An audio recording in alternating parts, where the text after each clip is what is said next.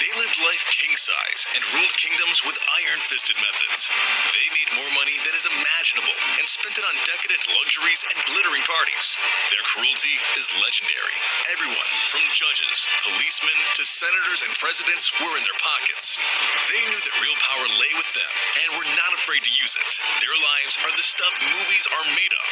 In this video, we've listed 10 of the most powerful gangsters of all time. Here we go.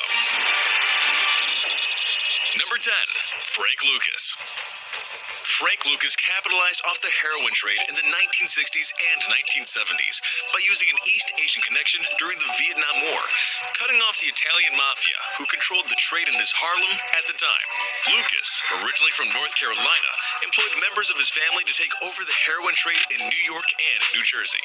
Lucas would claim to have sold $1 million worth of heroin a day in his prime, and claimed to have a net worth of over $52 million on top of a large supply of liquid assets, namely heroin. Number 9, Griselda Blanco. Griselda Blanco, also known as the Black Widow or the Cocaine Queen of Miami, was a drug lord for the Colombian Medellin cartel. She controlled the cocaine trade through violence and intimidation, making $80 million a month during the 1970s and 80s. Reports claim that at her peak, Griselda Blanco had more than $500 million. After serving 10 years in jail on drug charges, Blanco would return to her native Colombia. Number 8, Anthony Salerno. Italian mobster Fat Tony Salerno made his millions running the numbers and drugs racket in East Harlem after most other Italian mobsters left the area, as it became more black and Latino in the 1960s, making tens of millions of dollars. As the frontman for the Genovese crime family, Salerno was named the America's top gangster by Fortune magazine in 1986, due to his wealth of more than $1 billion and influence. In 1988, Salerno was convicted of racketeering charges and was sentenced to 70 years in prison. Number 7, Carlos Lader. Lader was one of the founders of the Colombian Medellin cartel. While in prison, Lader met Boston-born drug trafficker George Jung, who helped him import and distribute cocaine from his native Colombia into the United States, accumulating $2.7 billion. Cocaine made Lader so rich that he owned his own island in the Bahamas and offered to pay off Colombia's debt.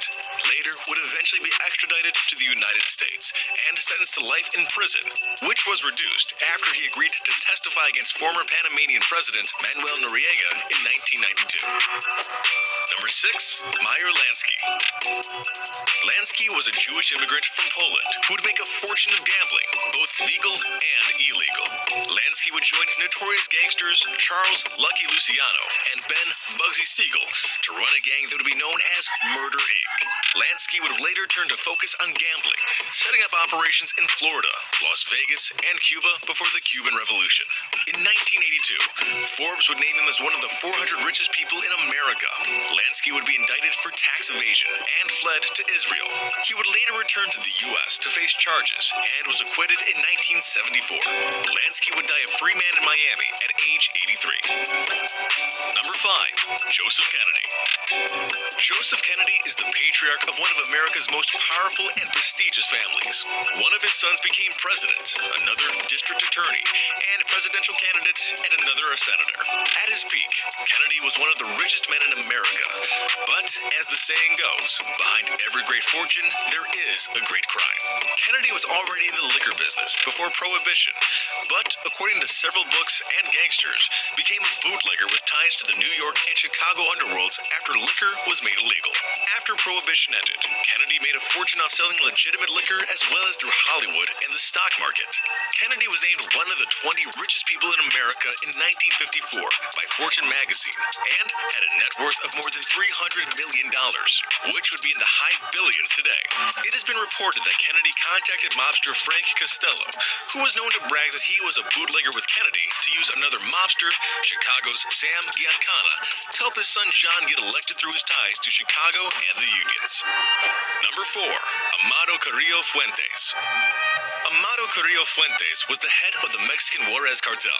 He was known as Lord of the Skies due to his private fleet of planes, including 22 private 727 jet airliners, which were used to import cocaine from Colombia to Mexico, where it was later smuggled into the United States.